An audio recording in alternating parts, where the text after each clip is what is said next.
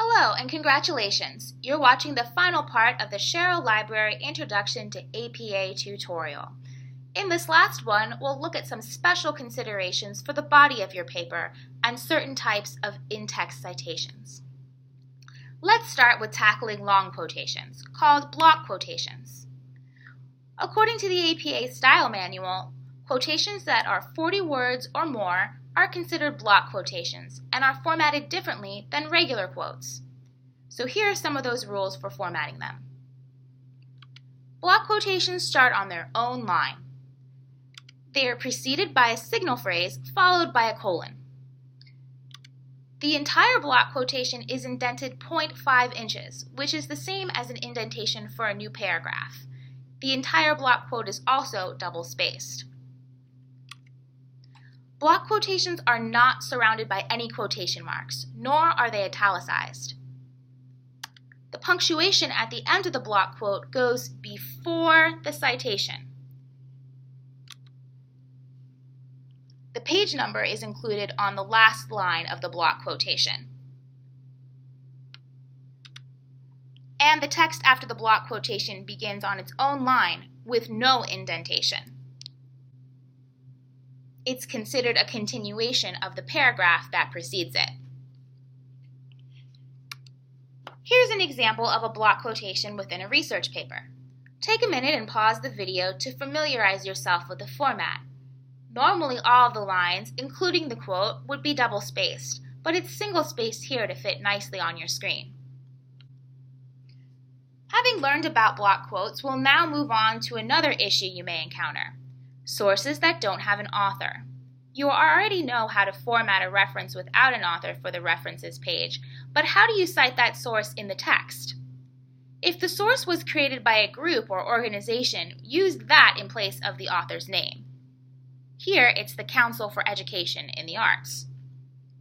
If a source has no author and no other affiliation, then use the title in the citation the same way you would have used the author's name.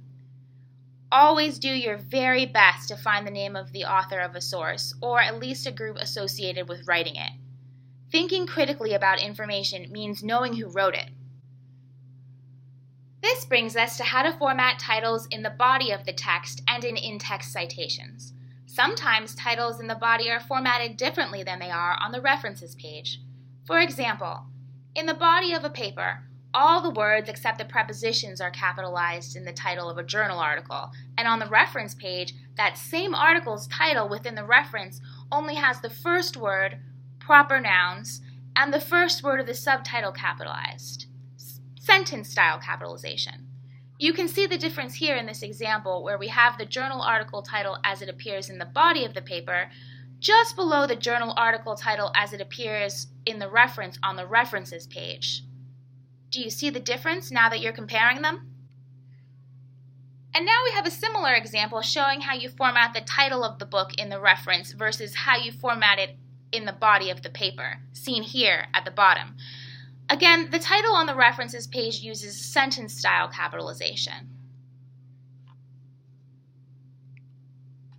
Here's a chart by Chelsea Lee from the APA Style blog to help you see how APA handles the treatment and capitalization of different references and their corresponding in-text citations.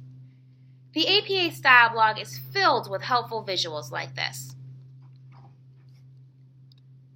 Just like the format for parenthetical citations is affected when a source has no author, it's similarly affected when there's more than one author. If a work has two authors, like this example here, give both of their last names separated by an ampersand. If a work has 3 to 5 authors, list all of the authors' names separated by commas, but there won't be a comma between the final 2 last names. Instead, you'll place an ampersand there. In subsequent references in the paper, only give the author's last name followed by the phrase et al. You'll also use et al. When a source has 6 or more authors. In that case, always only give the author's name and then write et al., period, after that, and format the citation the way you would for a single author. Lastly, sometimes you'll need to cite a source that another author cited, but that you yourself have not read. While the APA recommends that you try to find the original source, read it, and then cite from that, sometimes that is impossible for a variety of reasons that I've detailed here. This type of citation is called an indirect citation, or a secondary citation. To create this type of secondary citation in the text, you will parenthetically cite the source you've read and used, here, Skinner, that is the source that refers to another source, and you'll add the words as cited in the parentheses before the rest of the citation, and after the signal phrase that refers to the indirect source, here, Freud. This concludes Part 6 and our introduction to APA style. You should now be more confident and more informed about this writing style and its conventions. Good luck with your research!